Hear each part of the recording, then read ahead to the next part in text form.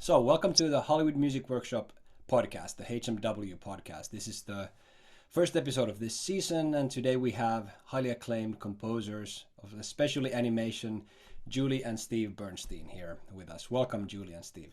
Thank you so Thank much. you. It's nice to be here. Great to be here. Exciting to be here, and you'll be teaching a class at the Hollywood Music Workshop this summer called Animation. It will be running for 4 days, if I'm correct, starting on July 31st and then August 3rd. That's right. Have you ever been to Austria? Yes. Yes. Several years ago. Yes. Well, it's more than several. Yeah, okay. But we did a home exchange with a family in Vienna. We used to do home exchanges, so we would actually switch homes. Oh, And yeah. So we stayed in Vienna, and we also drove to Brno because that's where my father was born in the Czech Republic. So yeah. And then we made our way to Prague. So Yes. we've been in the area, But we haven't been not to enough. Baden. We haven't been to Baden now. well, exciting. Uh, Yeah, it's a really nice musical town right. with great history. So looking forward to welcoming you there. So let's see. We're going to be talking more about the class and what's happening in the class. But before we Sure. go, I'd like to, if you would introduce yourselves and kind of tell us a little about your background and how you got into music and maybe your education as well. That would be nice for our participants to get to know you a little better. Okay. Can I start? Yes, you. Okay. I have to ask. So we work together, we live together. It's a whole thing. Yeah, I'm Steve Bernstein. Let's see, my background is in classical music. I have a master's. My undergraduate work was at University of Colorado. I was born in Colorado. Then I came out to Southern California to USC and got a master's there and did not know what to do with my life yet. And my composition teacher said, "Well, we're starting a film scoring class. It was a year-long program at the time. It was kind of the equivalent of a master's degree." And I Was thought, this well, Fred Steiner? Excuse me.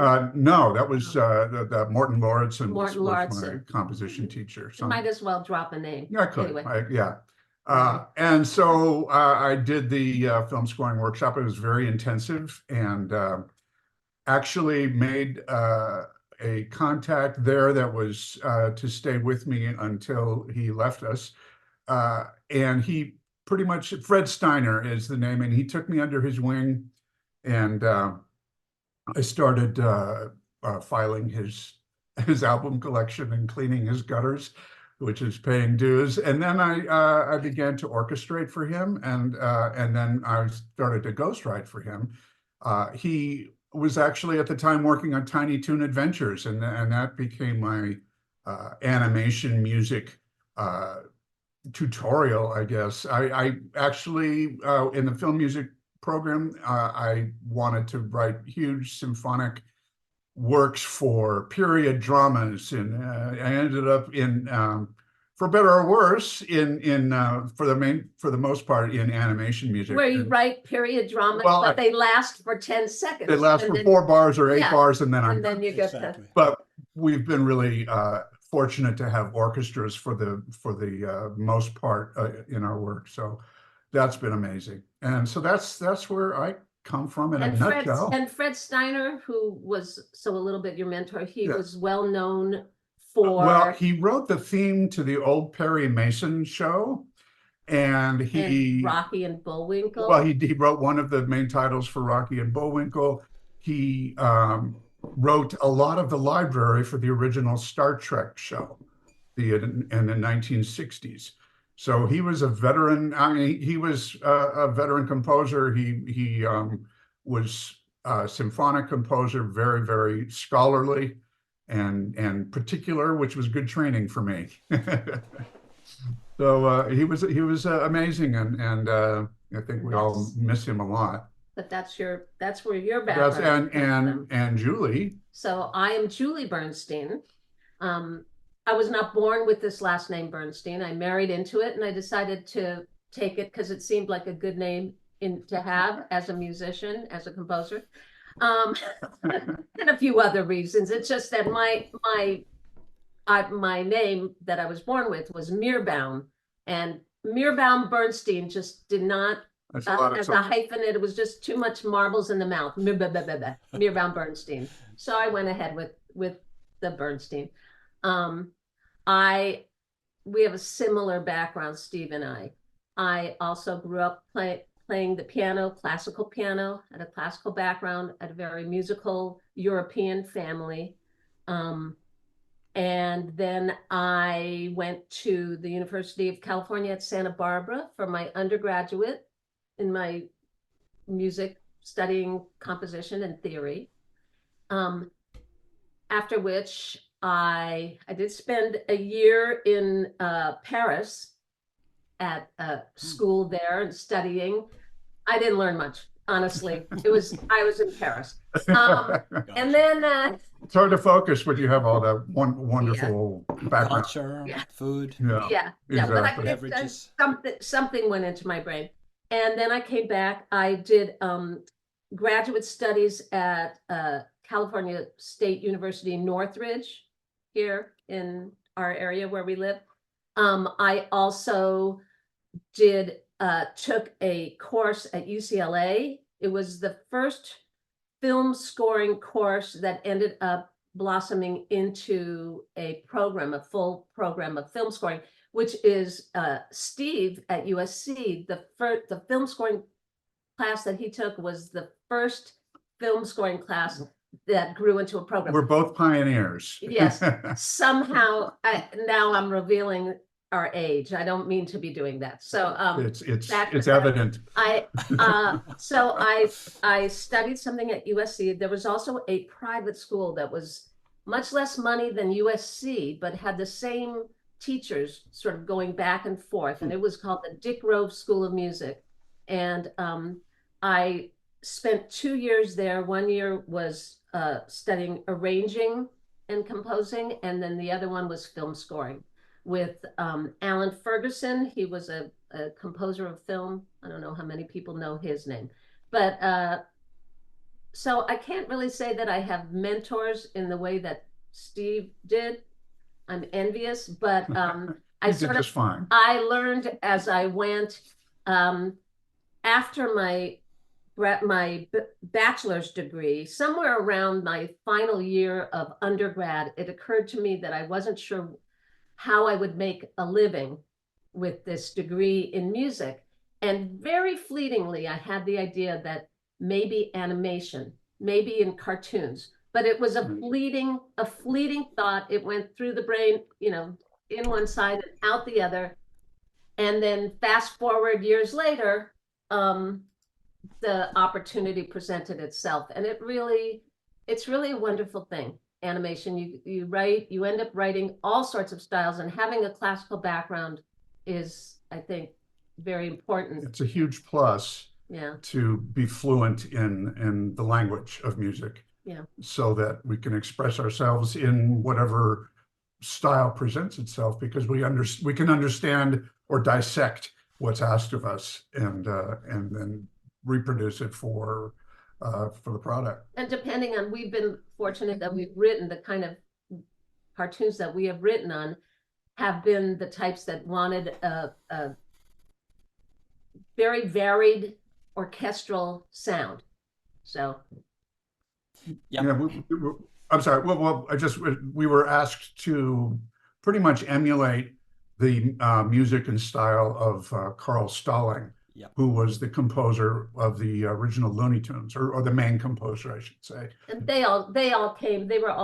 Most of them were European-born, classical. What? Except for him. Except for Carl Stalling. But I mean, in that group of composers that were coming, they emigrated and they were trained in the classical tradition, Western classical. So you mean like Korngold, Waxman? Yes, exactly. all of them. They all. I worked with both of their sons, really? with John Waxman and Eric, no, not Eric. Oh my gosh, it's been a while. Eric Wolfgang Korngold's son, George. There it is. George. in helping them reproduce and reorchestrate some of their father's work. From by listening. From mostly throughout the scores. Recordings. They throughout the scores, right? Exactly. Yeah, Exactly. they're underneath the 405 freeway mostly, and here in Southern California. It's an amazing. It's hard for us to understand this, but early on, when these films were being written, both films and TV scores, it wasn't understood that this music could ever be played again. Why would it be played again? It was written specifically for something, and now it's done. And now let's get rid of all that paper and move on to the next thing. And so when people started thinking, wait, we could have an orchestral concert with the music from The Wizard of Oz. It was such phenomenal music on its own. Yeah, and it deserved to be heard on by itself. And I gotta mention that any aspiring student of composition and orchestration should really listen to these to any main classical music, but especially the classical film scores. That's how I was able to reproduce the scores. I listened intently, and it is the best training for orchestration to really listen and to repeat 4 bars over and over to see what they did, what the doublings were. To write it down, because you want to get to that point where you can just hear a piece of music and you hear the oboe and you hear the clarinet and you hear everybody. You know what's playing. You train your ear. It's an amazing training. This is something I also say to a lot of people when they ask how to study orchestration. I say this is one of the most tedious but most rewarding ways of learning this stuff. When you try to imagine everything from how many trumpets, what the dynamic of the violins are. It requires a lot, but it's very rewarding. Yes. So yes, it's listening. Absolutely. Listening is very, very important. And to go to as many live, not necessarily a recording session, but either a recording session or a concert, as many live orchestral concerts as possible, because that's where you see, I hear, the particular line comes out when you have the visual as well, and you see the person playing. It helps the ear to pick it up.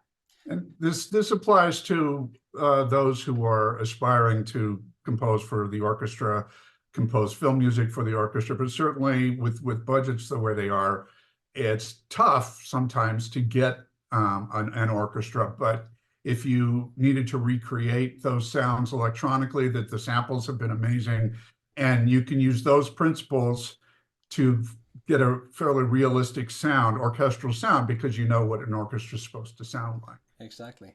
And I assume the orchestras that you're talking about are rather small. I mean, like the you have in the studio like 35, 40 players, something like that. That's what we had. Need to know quite specifically. That's what we have had. Yeah, exactly. That's what we've been granted.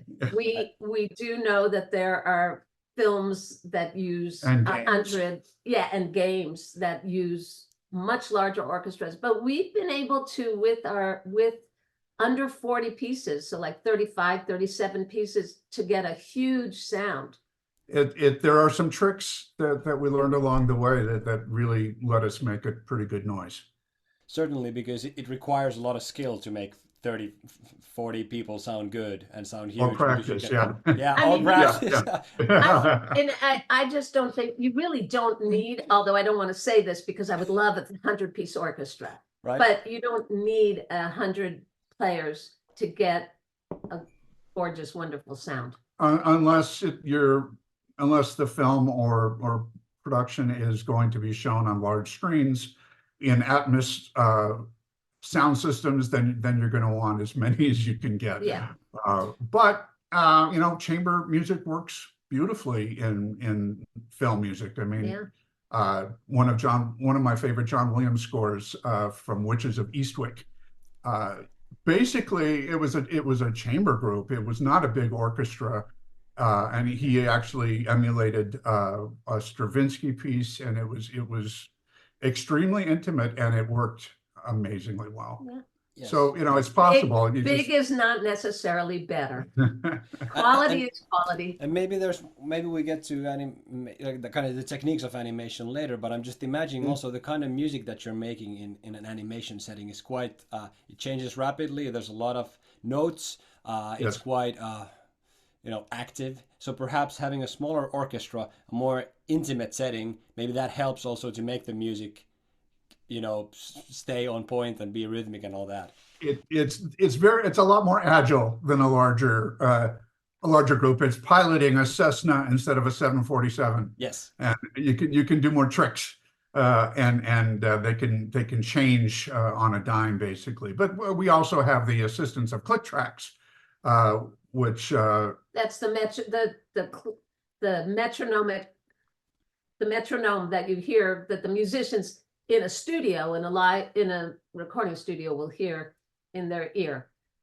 With animation, it's absolutely necessary because the synchronization is so precise that I can't imagine doing it another way. But that wasn't always the case. There used to be something called a streamer that would be put on the screen, and so the conductor would be watching and know that they better speed up because they have at this point they have to have the crash. The cymbal's going to crash there, and it has to be there because that's when on the frame it would be the cymbal would crash right there. And it has to happen when the anvil falls on the animal, whatever it is. But yeah, they used to use streamers, but lots of different techniques, but it's smaller is handy. Yeah, exactly. So I just wanted to ask one more question. Actually, I read an interview, or one more question on this topic before we move on. So I read from an interview that you guys work basically in Sibelius, so you work on the page all the time. So you're not doing a heavy mock-up, let's say, in Cubase or Logic, but you're more working on the page. Or is that correct? Well, it depends on the on the job. When we worked on the original Animaniacs, there were no computers. Or there were very small no computer programs. We were writing on the score. So that was writing on the score with pencil. But for our latest Animaniacs that we did, the reboot of Animaniacs, we used Sibelius, and we went straight to score, which I just want to say, I felt, other than the fact that I wasn't using a pencil, instead of using a pencil, I felt that it's very similar, the scoring that we did on the computer, because we still had to write everything, every note, every dynamic, everything we would have written with a pencil. But instead of a pencil, we were using a keyboard. It was very handy to cut and paste, so you can, if the flute's doubling the trumpet, you can go ahead and cut and paste. So that made it quicker. But we actually did our mock-ups. We did have to mock up with Sibelius. There's an adjunct program called Note Performer that I recommend to everybody who has Sibelius and doesn't know about it. It's a program that will look ahead about a bar and adjust dynamics and articulations of its samples to match what your score says. So you're not having to change articulations with whole different samples and all that. And it's brilliant. It sounds pretty darn good, but it's not the real thing, of course. But in this, what I was saying, in this iteration of Animaniacs that we did recently, we did have to mock up. But we would just write on the score in Sibelius, and then we would transfer it into the Sibelius sounds and send that. That was our mock-up. Yeah. And then we'd get notes and back from the producer, and we work some more. Yeah, I think this is cool and kind of rare in a way, that once it gets to work in Sibelius and with Note Performer, typically there's a much heavier mock-up process, and then there's a heavy orchestration process when we go from the ensemble patches, trying to voice out the thing from the ensemble patch to, all the details for the bassoon too and stuff like that. So yeah, no, but that's interesting to hear. It's very nice. But we didn't have the time we had to spend the time writing. We didn't have the time to do a whole exactly. Sell it. And it wasn't about selling us. It was about just getting the music right for what they wanted. And so this way we would just write the music in Sibelius, and then we wouldn't change the sound. We would just let it be in that Note Performer. It would go straight to them. So we know that it can be different. Composers can spend a lot of time making the sounds a certain way. We did not do that. Yeah. And time was the predominant factor. Yeah. In that, especially during the pandemic, which is a whole other topic, but I just want to say the instrumentalists recorded in their own homes in whatever room and microphone they had to do it the way they needed to. And then they sent us their individual stripes. And we spent a couple days editing a bit, not Editing and completely, but assembling. you know, when we have people pitzing on, you know, a room full of violinists or string players playing pizzicato in a room, when they're together, they hear each other and they're able to play together in their own separate spaces, even though they're unbelievable musicians and they are playing they have a click track, they are playing in time, but still that there are little discrepancies that happen. And so we spent a couple days lining up, and then we sent everything to an engineer who made the sound, the overall ambient sound correct. And that process took some writing time away from us. So if we didn't have Sibelius, it would have been all-nighters for a week. I don't know that we'd be here talking to you to do that. Actually, the first couple shows were done in Performer, using contact instruments and whatever samples we could find that suited our purpose. Which it took so much time. I neither of us are as happy with the electronic aspect of writing. We certainly can do it. We've done it successfully. We've both done scores. We've just had electronically, but we've had the it just takes a lot of time for us. We've had the good fortune to be able to work with live players. Yeah, a lot. So that's great. Anyway, it's a treat, certainly. So I was thinking about a question. So regarding your collaboration. So how did you end up working together as a composer duo, I suppose? Because I think I heard in an interview that you sat by the same piano keyboard back in the day. No. So I want to clarify. Okay. Or elaborate. I want to clarify. Elaborate. If that's okay. So originally we were hired. Once we were working together, we were hired onto the same project and working separately. And that's mainly how we work, because we're composers in our own right and we work separately. However, and so I'm going to skip ahead, the project that we most recently did, which was the reboot of Animaniacs. We were the composers, the underscore, and we took turns writing cues. So let's say Steve wrote the first cue. I would write the second cue, and as he got to the end of the first cue, he would ask me how did I start the next cue, so that he'd make sure that his cue blended into mine. It's because the show is wall to wall. We didn't have really any breaks. We needed to write it as though it's one person. That's how we did that.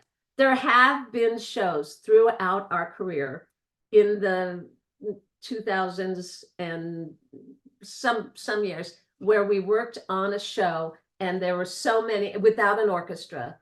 And I'm thinking of Baby Looney Tunes. That was the one that you read about. The Baby Looney Tunes was a show. We had a crazy schedule. It was 1/4 of the time, because there were twice as many episodes in half the time. Yeah, we had to write a lot, and that we were used. It didn't occur to us that we could sit next to each other and write.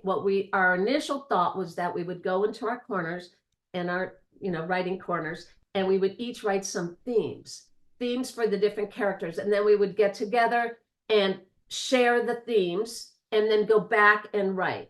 And somehow when we came together to share the themes and we started sort of editing each other's themes, we ended up not going back to our corners, and we learned to write together. And it was really a unique experience. We were at the same keyboard. That's what I mean. We learned to write. We actually were sitting together. Wrestling for the G or G sharp. No. But that was, we learned to write together. Who has this strength, here, let me quickly put in a bass line.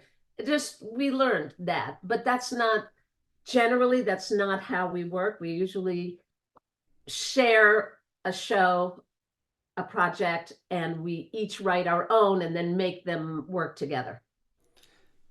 Thanks for the elaboration in a way, because that adds to the keyboard story. But I think I just find it so intriguing because I come from a band background, and I mean band with Yeah. drums and Yeah. guitars. And how we wrote songs was just that we get together, have some stupid chords, and then start messing with them. But then when I came Yeah. into the composition world and we started having these composer duos, it actually meant that people would. So I write the first part and you write the second part, and there were necessarily no overlap between them. So in your Mhm. case, maybe there is this kind of synergy that comes when two people think about the exact same thing and write music in that way. So I've never had that experience with another person. I'm just imagining that I can quite Well, believe create me, quite believe interesting me, stuff, believe me, interesting pieces of music. it took some time Yeah. for it to flow. And we even had a particular argument about a note. I won't go into the story, but it was very funny. But we had a funny experience with a huge fight about a note, like which one note, Yeah. and I was sure it couldn't be that note. It just sounded terrible. And he was sure, and we were just, it's like that. And then we made a funny joke about it and then laughed, and that was the end of that. Then we had like, no more problems. we were able to And deal with it. actually, one of the advantages to working that way is that we were able to work faster because we weren't able to second guess what we were doing. It's like, okay, what about this? Yeah, that's fine. Let's do that. Well, you have somebody else. You have somebody else assuring you that what you just did is fine. Whereas when you're in your own head, you say, is that good? No, that's not good. Let me try something else. When somebody's sitting next to you and they say, oh yeah, that's great, then you know that you can move forward, and that did speed us up. Yeah. That's exactly what I meant. All my day thus far has been, is that good? Is that bad? Is that good enough? Yeah. How can it be better? And there's nobody by my Yeah. side except for my And old also you don't- teachers. My old teacher, like I keep That's telling right. them they're here. That's right. That's right. And then, without a due date, that's the good thing about having a due date. They're very scary and usually too soon, but at least they get you to move on, because without that, you can revise and make it better and continue to make it better for, a year. But sometimes you just have to say, okay, this is good. This works. I'm moving on, because you don't have that kind of time in the real world.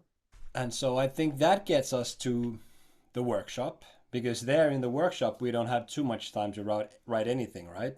Because it's going to be 4 days. So I'd like to ask, maybe just a bit about the program, what participants can expect from the class, and maybe what portions of your workflow you're going to be sharing and what's going to happen during the four-day workshop. We're going to go from the very beginning of the process. We're going to work from the outside and move in to the detail. We're going to be starting with watching a film, as we have done, with no music, I think, with very few sound effects, if any, and just seeing what the project is ahead of us, and then panicking. That's part of the process. Going to the refrigerator, opening it, standing. What can I eat?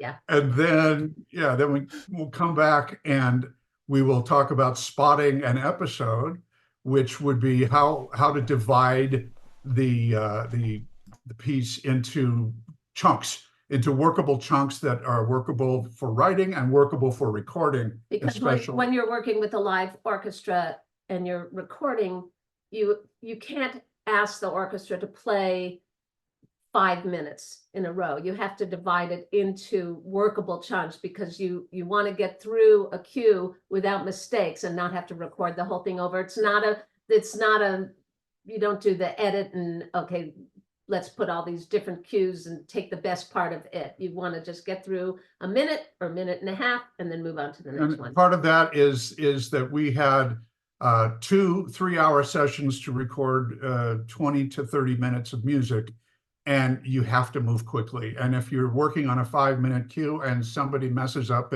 at 4 minutes and 17 seconds, you have to do it again. A lot of screaming happens. But anyway, in the course we will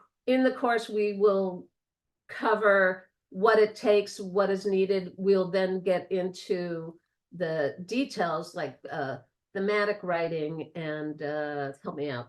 We would spot the individual cue, that we would talk about timing techniques, what to look for in a piece of animation, in terms of what you want to hit, what's important, what's not as important. Is there a joke? Do you not want to step on the joke, or do you want to leave that open? Figuring out the emotional content, what kind of music is going to enhance it. There are orchestrational concerns, whether it's acoustic or electronic. There are still the same kinds of sonic concerns that you want to address regarding character, regarding story. Let's see, actually setting up a cue. We do it, we're going to demonstrate on Sibelius.